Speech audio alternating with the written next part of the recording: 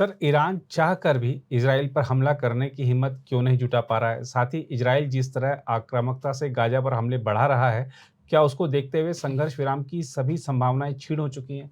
और हम खबरें भी देख रहे हैं कि जो ईरान के जो प्रॉक्सीज हैं, वो अगर हमले की तैयारी कर भी रहे हैं, तो अमेरिका पूरी तैयारी कर है बचाव के लिए। बिल्कुल, बिल्कुल।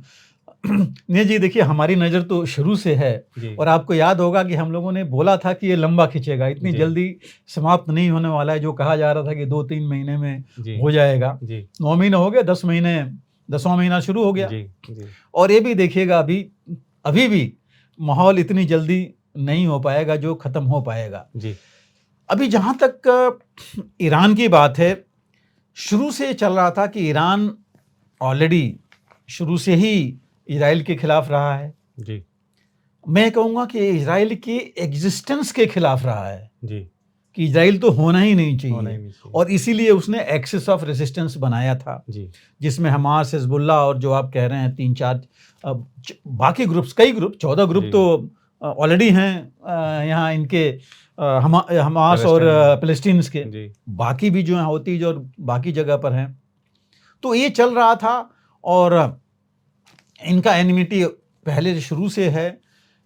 लेकिन हम सिर्फ इसी पर आए, अभी देखिए पिछले एपिसोड, पिछले कुछ दिनों में, पिछले उसमें हमने पहले बात भी कर रखी है। हम वहीं से लेके चलेंगे कि अ, ईरान के राष्ट्रपति मारे गए, क्यों मारे गए, कैसे मारे गए, उस पर अभी तक कोई खुल के नहीं आया, लेकिन जी, दबे जुबान में सभी कहते हैं। जी, ईरान के जो है, ईरान ने मिसाइल अटैक किया था इजराइल पर, जिसमें 99% कहा जा रहा है कि मिसाइलें तबाह कर देंगी हवा में। जी, इजराइल ने उसका ईरान के ऊपर मिसाइल्स अपनी दागें, जिसमें कहा जाता है कि इजराइल जो है ईरान के एक न्यूक्लियर बेस तक, पावर प्लांट तक पहुंच गया था, जी, नज़दीक, पूरा उस पर नहीं गया। इजराइल की तरफ से कहा गया कि जानबूझ के नहीं गए, बट दिखाया कि हाँ, हम यहाँ तक पहुंच सकते हैं। जी, ये चीज़ हुई। उसके बाद नए राष्ट्रपति आए और उस समय देखिए जो मास्टरमाइंड हमास का जो सर्वोच्च नेता था, हानिए, उसको किस तरह वहाँ पर वो मारा गया। जी, कैसे जो न्यूज़ आ रही है, जो कि अभी तक इजराइल ने नहीं कहा है कि उन्होंने किया है, जी, अभी तक कोई न्यूज़ उन्होंने बात नहीं कही है और कभी नहीं कहेंगे ना था, लेकिन हम जानते हैं कि कोई और कर भी नहीं सकता जी, और अकेले नहीं कर सकता, ये भी सब जानते हैं। हालांकि अमेरिका ने भी कहा है कि हमें नहीं पता था, हमने कोई इसमें जानकारी नहीं थी। अब ये एक तरह से देखिए ईरान के ऊपर एक, जैसे उनके न्यूज़ में भी है कि बहुत बड़ा तमाचा है उनके ऊपर। किसी ने एक बहुत बड़ी बेइज्जती है कि राष्ट्रपति का उस समय इनॉग्रेशन हो रहा है और इसको चूँकि वो हमास का एक लीडर मानते थे, वो लीडर की उसको स्टेटस दे रखा था, जी, वो मारा गया और इनके भी लोग मारे गए। हालांकि वो बहुत सुरक्षा उसमें था, घेरे में, लेकिन फिर भी मारा गया। उनका एक जनरल भी मारा गया जो उनसे मुलाकात कर रहा था।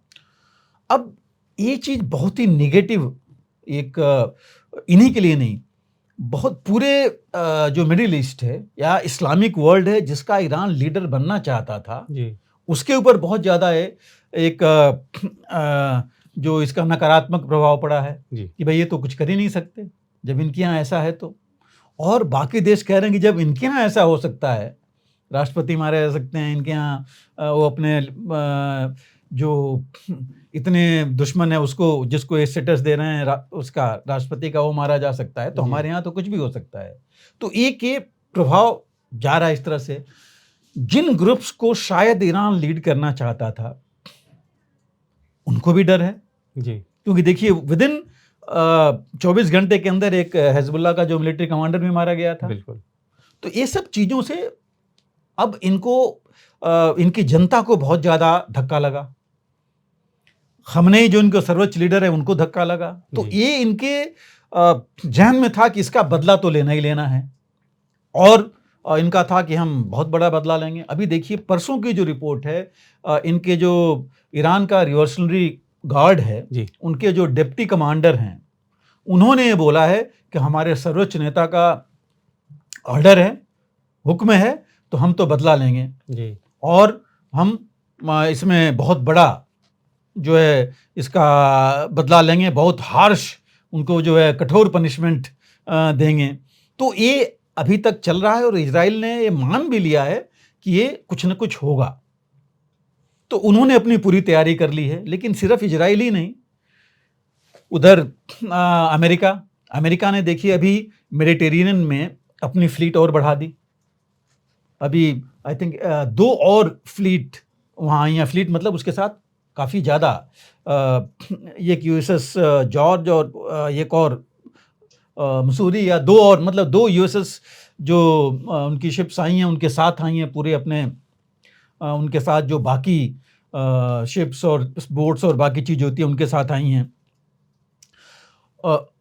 इसने इंग्लैंड ने और फ्रांस ने देखिए ऑलरेडी बोला है कि बात आगे नहीं बढ़नी चाहिए, लेकिन इंग्लैंड भी इनके साथ है, इजराइल के साथ। अमेरिका ने ऑलरेडी बोल रखा है इनके 3 दिन पहले कि ऑलरेडी उनके जो एनएसए हैं, एनएसए का बयान है कि हम जो है हर हालत में इजराइल की मदद करेंगे। तो ये तो इन्होंने तैयारी कर रखी है अपनी, इजराइल ने भी कर रखी है। उसने अपने मेडिकल टीम्स, अपने जो बंकर्स हैं वो सारी चीज़ें एक्टिवेट कर दी हैं। अब ईरान भी देखिए ऐसी चीज़ करने में इतनी आसानी से नहीं होती, ईरान को भी काफ़ी तैयारी करनी है। ईरान ने भी कर रहा है अपनी तैयारी, जो मिसाइल्स हैं उसके साथ उसको एयर डिफेंस चाहिए, क्योंकि जो इधर से मिसाइल्स अगर आती हैं बिना एयर डिफेंस के कैसे करेगा।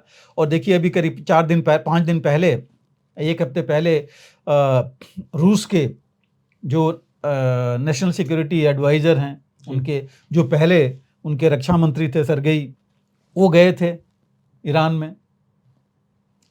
और ये कहा गया कि ईरान ने उनसे एयर डिफेंस सिस्टम्स मांगा है, जो शायद कहा जा रहा है कि रूस उनको सप्लाई करेगा।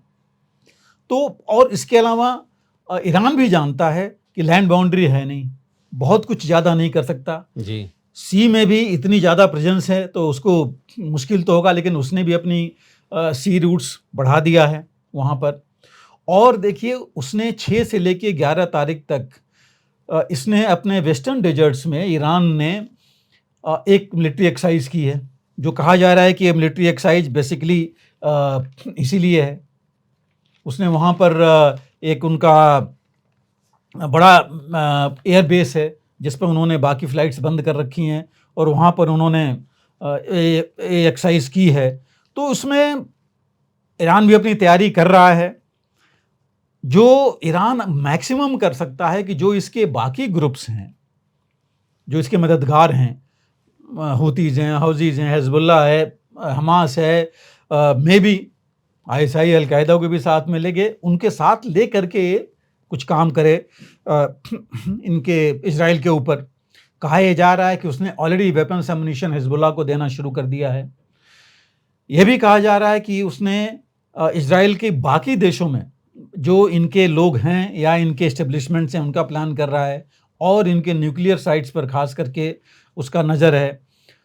यह भी कहा जा रहा है कि वो खुद भी न्यूक्लियर ब्लास्ट करके दिखाना चाहता है कि हम भी उस लेवल पर आ गए हैं। तो ये कई चीज़ें हैं जो ये हो सकती हैं।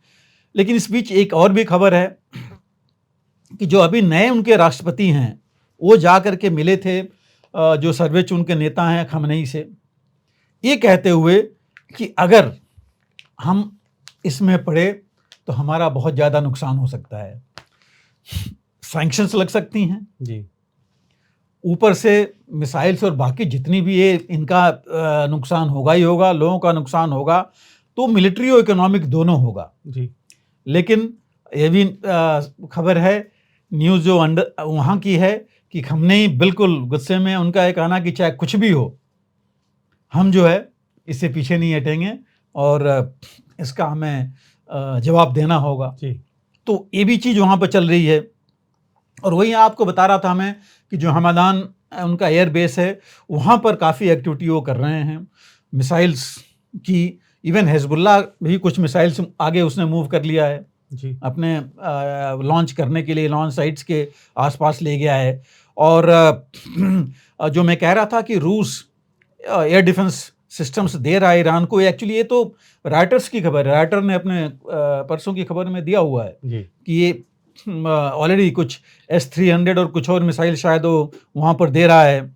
और दूसरी तरफ देखेंगे अगर आप, तो अमेरिका और ईरान से अमेरिका और मिडिल ईस्ट के जो देश हैं, इजिप्ट लीजिए आप, कतर लीजिए, यूएई और यूनाइटेड किंगडम, फ्रांस से काफ़ी प्रेशर है ईरान पर ये रोकने के लिए हमला, क्योंकि वो चाहते हैं कि कुछ भी इससे पहले हो, जो पीस डील है, सीज फायर वाली जो डील है इसके साथ हमास और इजराइल की, वो उस पर जो है बात आगे बढ़े।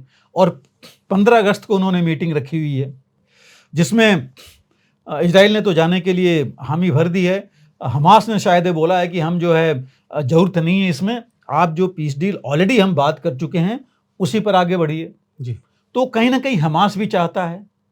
हालांकि हमास ने तो पहले ही बोला था कि हानिये के मारे जाने के बाद कि ईरान बदला ले चाहे नहीं ले, हम तो ज़रूर बदला लेंगे जी। लेकिन हमास को ही पता है कि अकेले वो बदला नहीं ले सकता।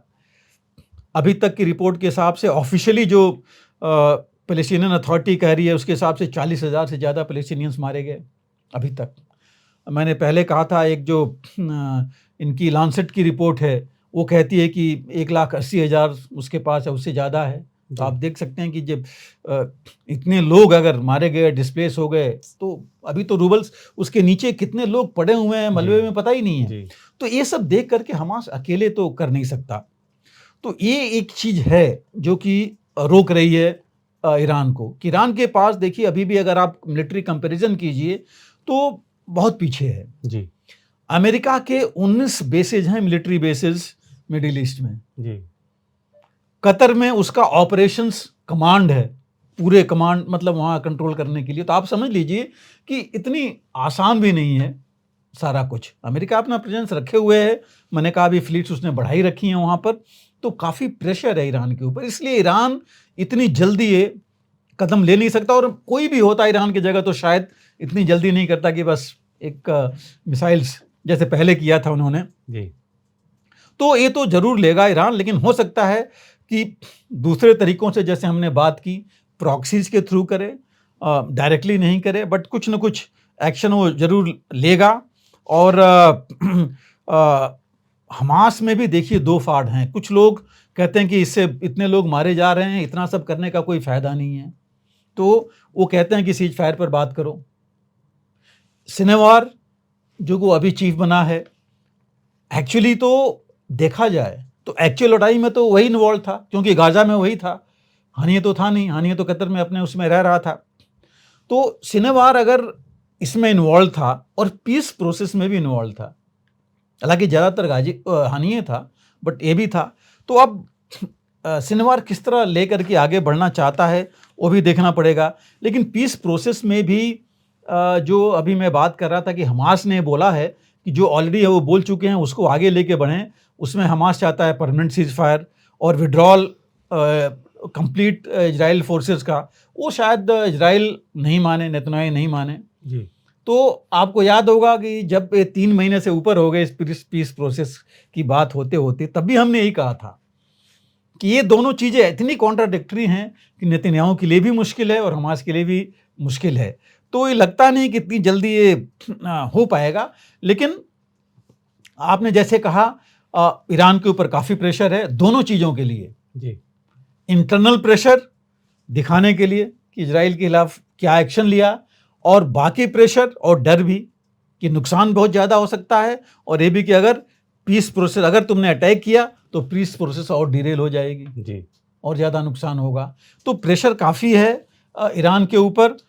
लेकिन ईरान को, जैसे मैंने कहा, ईरान अपना आंतरिक ज़्यादा देखेगा, अपना इंटरेस्ट भी देखेगा, और प्रॉक्सीज के तरीके से या कोई ना कोई ये रास्ता निकालेगा कि चाहे इजराइल वहाँ पर या कहीं और कुछ ना कुछ एक्शन ले।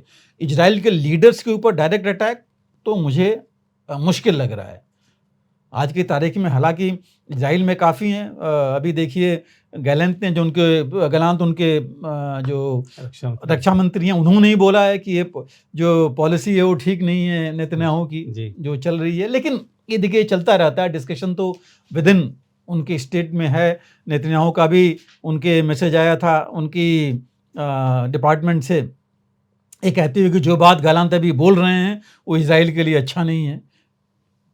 तो लेकिन कहीं ना कहीं मुझे लगता है कि पीस का अगर सीज फायर का थोड़ा रास्ता आ गया तो हो सकता है बातचीत का माहौल बने और थोड़ा सा टेंशन डाउन हो इसके ऊपर।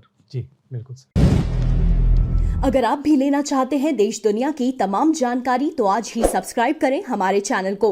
साथ ही नीचे दिए बेल आइकन को जरूर दबाएं ताकि हर अपडेट आप तक पहुंच सके।